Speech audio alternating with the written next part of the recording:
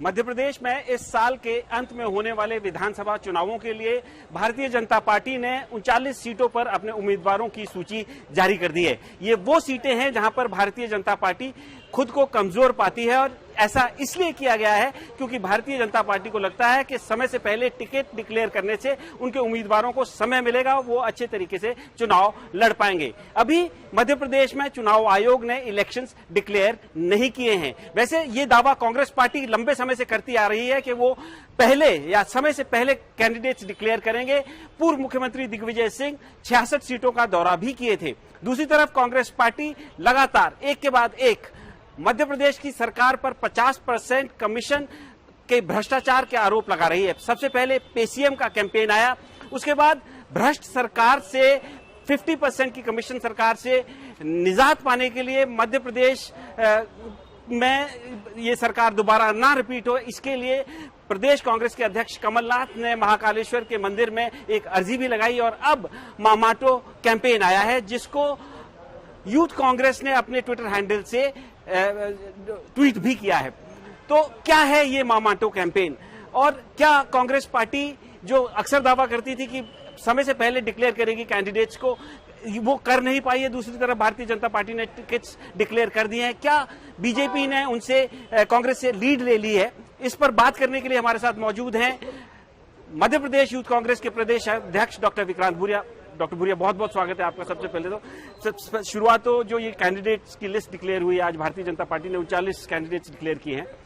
दरअसल कांग्रेस कह रही थी कि हमें ये करना है, हम डिक्लेयर करेंगे 66 उम्मीदवारों की लिस्ट पहले, ताकि हम दमदारी से चुनाव लड़ सकें। क्या बीजेपी ने लीड आपसे ले ली है ये 39 कैंडिडेट्स को डिक्लेयर करके? देखिए, बीजेपी ने बहुत जल्दबाजी कर दी है। मध्य प्रदेश में जिस तरह से घबराहट में बीजेपी की कुछ भी नहीं कर पा रही है। आज कोई भी बीजेपी का निर्णय हो रहा है वो मध्य प्रदेश से नहीं हो रहा है, दिल्ली में बैठकर हो रहा है। ऊंट पर बैठकर बकरी चराने जैसा काम वो लोग कर रहे हैं। जमीन की स्थिति उनको बिल्कुल नहीं मालूम। ये मैं आपको डंके की चोट पर बोल रहा हूं, ये जितने भी ये दावे कर रहे हैं ना, इसमें से आप देखना कितने टिकट बदलने वाले हैं, क्योंकि तैयारी बिल्कुल नहीं है। एग्जाम देना है उनको पता है, पर एग्जाम में तैयारी क्या करना है ये बिल्कुल उनकी तैयारी नहीं है। आपने ये कहा था कांग्रेस पार्टी ने कि वो एडवांस में टिकट डिक्लेयर करेंगे, ऐसा आपने अभी तक किया नहीं। हमारे तो कई सीटों पर जिनको टिकट दे रहे हैं कमलनाथ जी, दिग्विजय सिंह जी ने उनको तैयारी के लिए बोल दिया है। पूरी ताकत से तैयारियां शुरू हो गई है। हर चीज पर बहुत बारीकी से काम करा जा रहा है। अभी 20 तारीख को हमारी इलेक्शन कमेटी और चुनाव अभियान कमेटी दोनों की बैठकें हैं और निश्चित तौर पर जो भी हम काम करने वाले हैं बहुत सिस्टमैटिक प्लानिंग के साथ हो रहा है। ऐसा नहीं कि बीजेपी ने जिस तरह से जल्दबाजी का परिचय दिया है, इससे साफ जाहिर होता है कि वो जबरदस्त उनमें घबराहट है।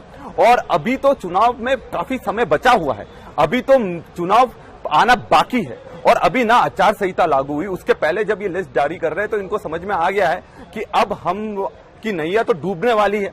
जितने पहले ये बता सकें कि हम संदेश दे सकें हम तैयार हैं, पर हकीकत ये बिल्कुल तैयार नहीं है। और हमें खुशी है कि जिस तरह से इन्होंने परिचय दिया है कि हम लोग जल्दी जल्दी करेंगे, और हकीकत में जमीन इनकी कोई तैयार नहीं है।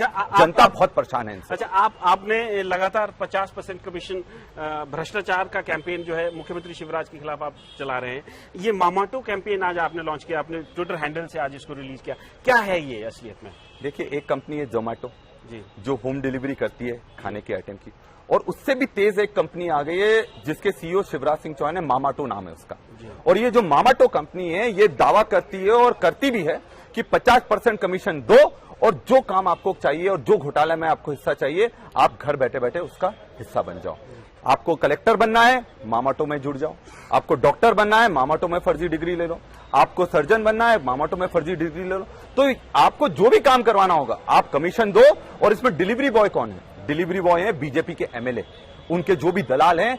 आप 50% कमीशन उन तक पहुंचाओगे, ये हिस्सा सब में बटता है, तो नीचे से लेकर ऊपर तक। ये तो सिर्फ एलिगेशंस हुए ना, मतलब बिल्कुल एलिगेशन नहीं है, इसका कोई सबूत है? सबूत है ना, सबूत है। मुझे एक चीज बताइए, जीरो टॉलरेंस की बात होती है कि नहीं मध्य प्रदेश में?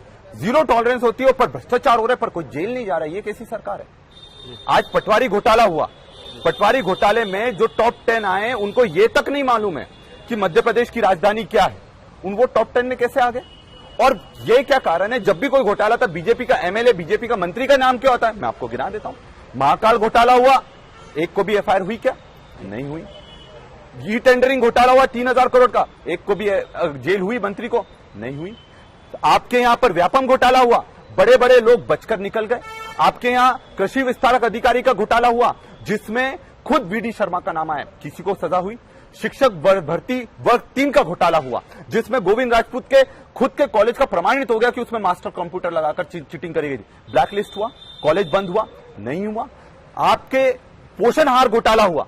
तो बात यह है कि अगर घोटाले हो रहे हैं, उन एग्जाम्स पर भी, पटवारी घोटाले में भी रोक लगाई कि नहीं लगाई? अगर कोई गलती नहीं थी, रोक क्यों लगाई इन लोगों ने? रोक लगाई इसलिए कि घोटाला उसमें हुआ है। पर अगर दोषियों को सजा नहीं हो रही है और ऐसे पटवारी अगर बनेंगे तो मध्य प्रदेश का भविष्य क्या बचेगा? अच्छा, आज क्या हो रहा है मध्य प्रदेश आपने एलिगेशंस लगाए, वो तो चलो बात ठीक है, लेकिन बहुत सारे स्कैम्स जिनको आपने गिनवाए, जैसे Vyapam scam, e tendering scam, ये स्कैम तो बीजेपी की प्रीवियस गवर्नमेंट में हुए थे, उसके बाद 15 महीने में आपकी सरकार आई थी, आपने भी तो कोई एक्शन नहीं लिया उस पर।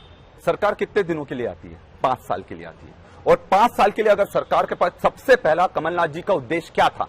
अगर बहुत आसान था कि वो द्वेष की राजनीति करते, सबको जेल में डालना शुरू कर देते, घर तोड़ना शुरू कर देते। उनका उद्देश्य ये था कि मध्य प्रदेश को वापस से अपने पैरों पर खड़ा करा जाए। पहले लड़ाई ये बाद में चलती रहेगी। पहले मध्य प्रदेश की जो जनता है, जो हमने वादा करा है, चाहे कर्ज माफी हो, चाहे गौशाला बनाने का हो, चाहे सस्ती बिजली देने का हो, ये सब वादों को पूरा करने के लिए आपको काम करना था और वही हम कर रहे थे। आप अगर ये 2 साल तक भी सरकार रह जाती, सारे दोषियों को जेल में डालने वाले थे। नहीं तो एक सरकार पर, एक एक विधायक पर 50 करोड़ क्यों खर्च करते वो लोग? उनको डर था कि अगर ये सरकार रह जाती तो सारे जितने दोषी उनको जेल में डालने का काम कर रहे थे, और इसलिए उन्होंने एडी छोटी का जोर लगा दिया सरकार गिराने के लिए। अच्छा, मेरा फाइनल सवाल आपसे, आपने कहा कि दिग्विजय सिंह और कमलनाथ जी ने तैयारी के लिए कह दिया है जिन लोगों को टिकट देने, तो कब उनके डिक्लेयर होंगे फाइनली, आप हमको बता सकते? तो स्ट्रैटेजी है, स्ट्रैटेजी से गेम होता है, जल्दबाजी में गेम नहीं होता।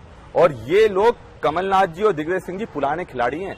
जो गलतियां और जो लोगों को जल्दबाजी में अगर टिकट बटेंगे तो क्या गारंटी है कि वो विधायक बनने के बाद दूसरी पार्टी में नहीं जाएंगे? हमें ये भी तो देखना है कि अगर किसी को टिकट दे रहे हैं तो वो कांग्रेस के प्रति कितना समर्पित है। एक बार गलती हुई है, दूसरी बार तो गलती नहीं होगी। और अच्छी बात है कि जितने भी गुट थे वो सिंधिया जी के साथ चले गए, बिकाऊ चले गए, टिकाऊ अब पार्टी में बचे हैं, और उन्हीं को टिकट मिलेगा जो कांग्रेस के साथ ताकत से जीतने के बाद भी खड़ा रहेगा। तो टिकाऊ अभी भी कांग्रेस पार्टी के साथ टिके हुए हैं और उन्हीं को टिकट मिलेगा, लेकिन स्ट्रैटेजी के तहत मिलेगा, जल्दबाजी में टिकट नहीं मिलेगा। और जो भारतीय जनता पार्टी ने टिकट बांटे हैं वो बकौल विक्रांत भूरिया ऊंट पर बैठकर बकरी को चराने की तरह है। क्या भारतीय जनता पार्टी ने वाकई में ही टिकट डिस्ट्रीब्यूट करने में जल्दबाजी की है, ये तो वक्त बताएगा। लेकिन एक बात जरूर है कि भारतीय जनता पार्टी ने पहले डिक्लेयर करके कांग्रेस पार्टी से पहली लीड तो ले ही लिए, ऐसा प्रतीत होता है। एमपी राउंडअप में आज सिर्फ इतना ही। कल फिर मुलाकात होगी, तब तक के लिए थैंक यू, गुड बाय।